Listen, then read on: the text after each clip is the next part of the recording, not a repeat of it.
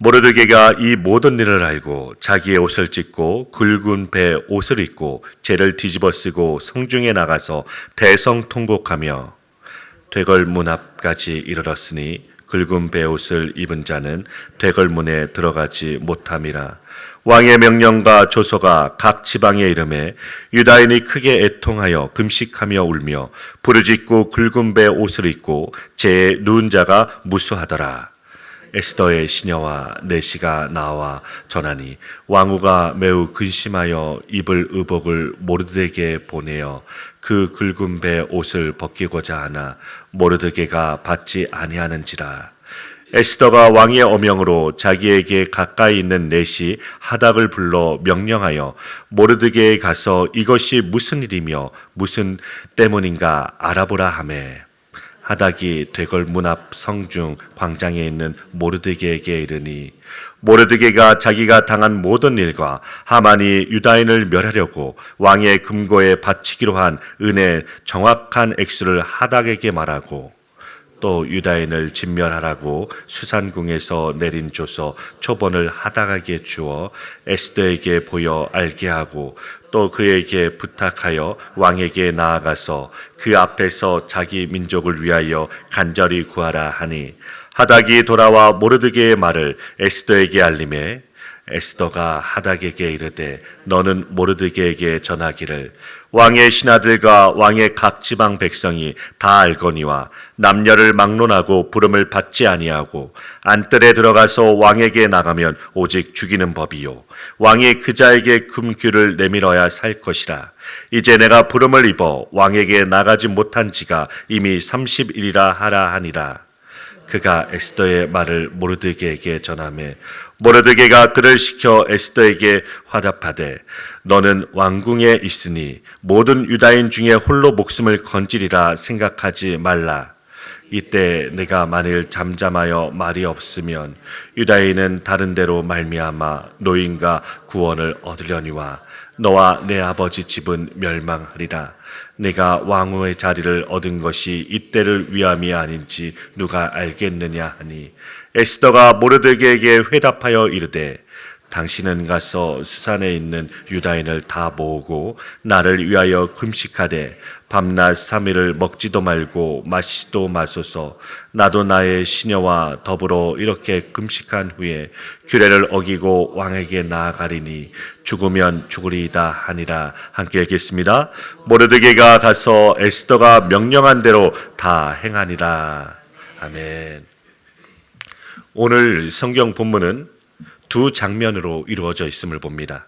첫 장면은 1절부터 3절로 모든 유다인을 진멸하라는 왕의 조서가 전국 각 지방에 이르자 모르드게와 많은 유다인들이 굵은 배를 입고 하나님께 부르짖는 장면입니다.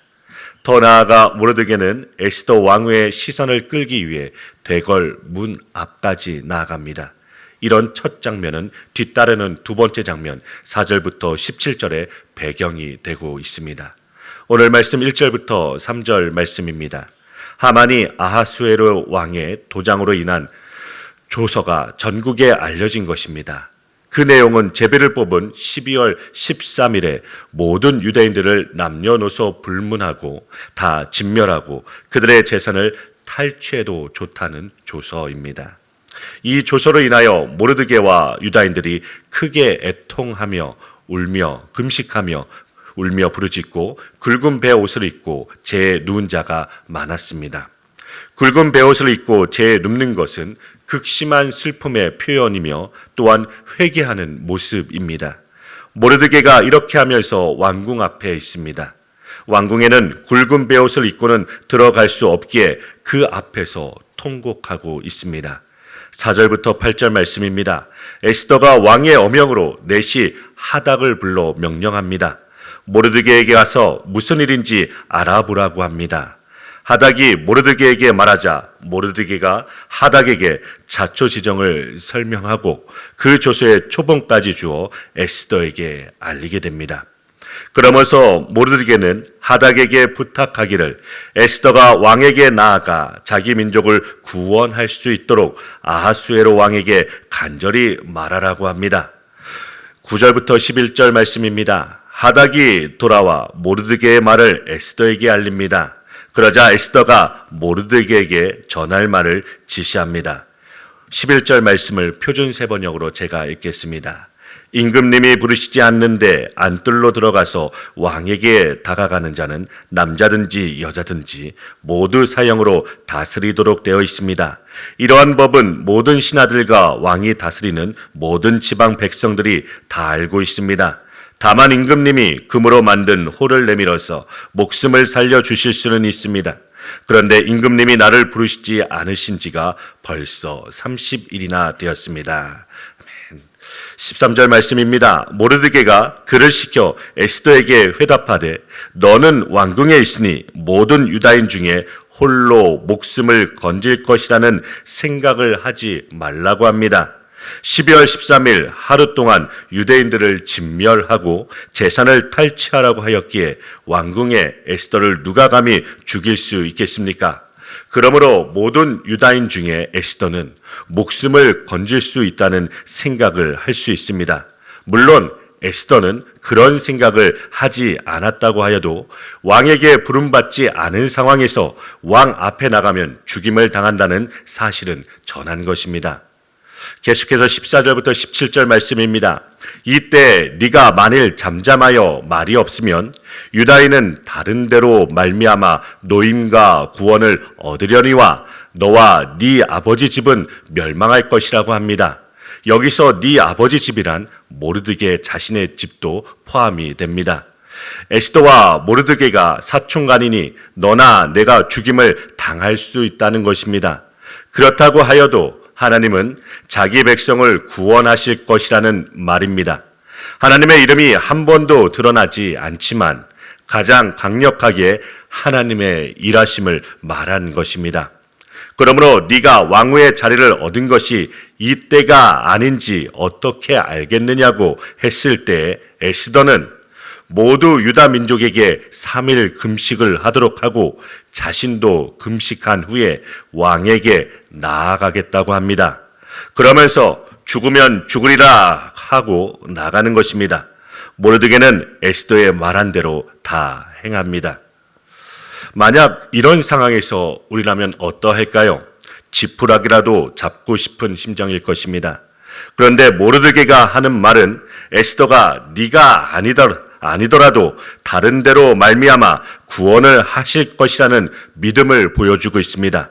여기서 하나님의 이름이 언급이 없더라도 가장 강력한 하나님의 구원하심에 대한 믿음의 고백인 것입니다.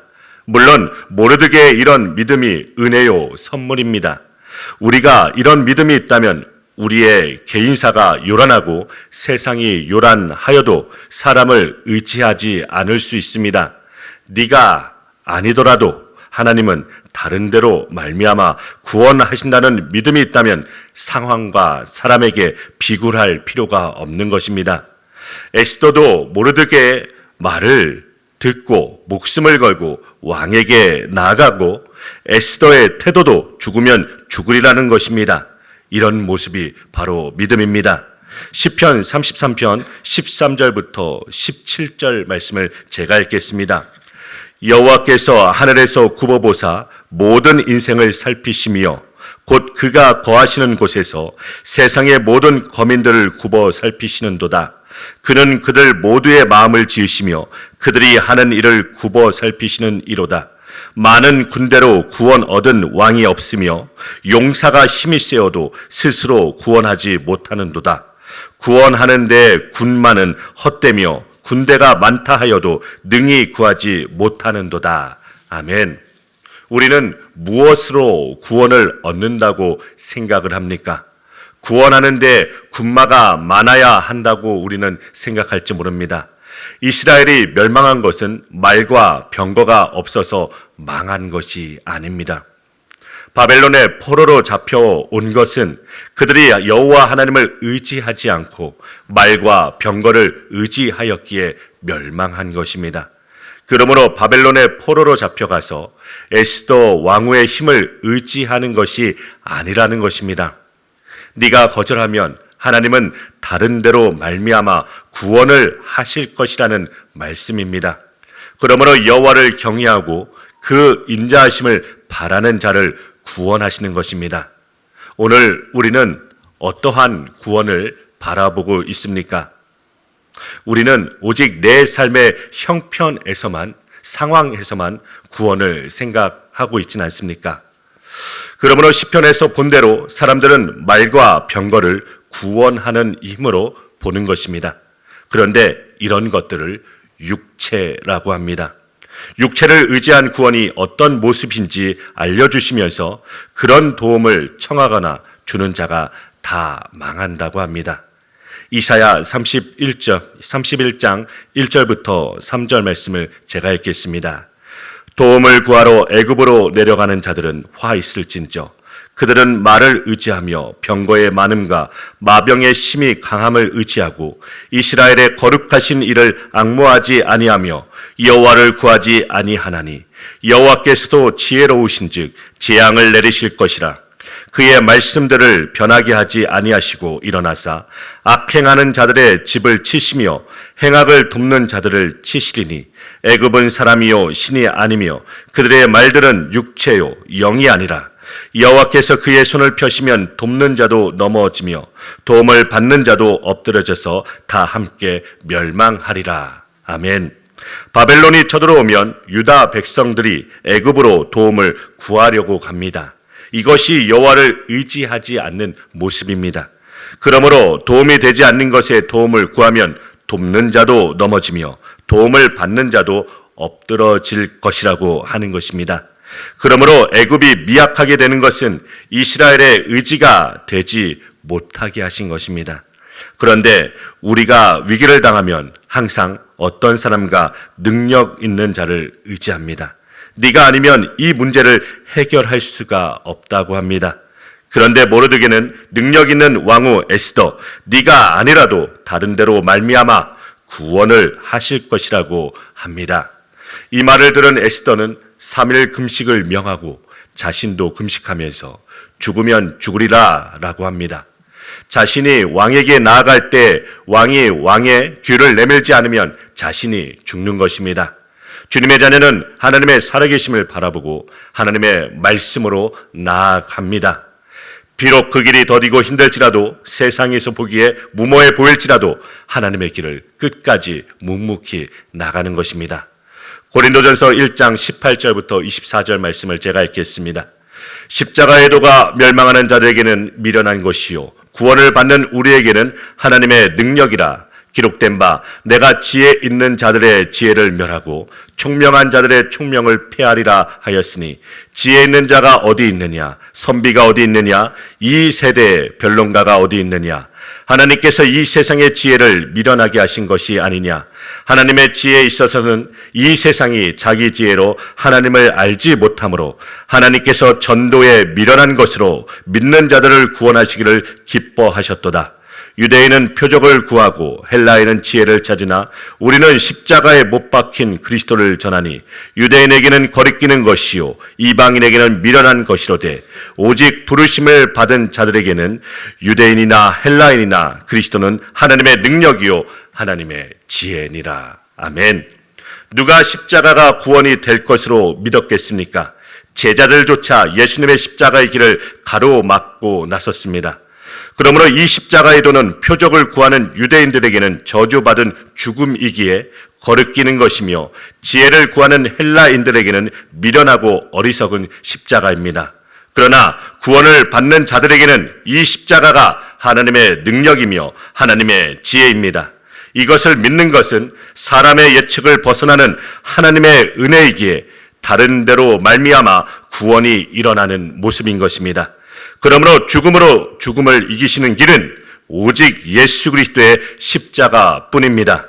사랑하는 광명교회 성도 여러분, 오늘도 생명 대신 예수 그리스도의 십자가를 의지하시며 승리하길 간절히 기도드립니다.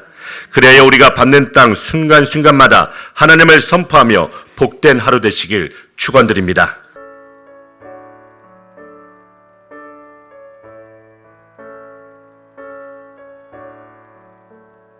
내 모든 시험 무거운 짐을 주 예수 앞에 아뢰이며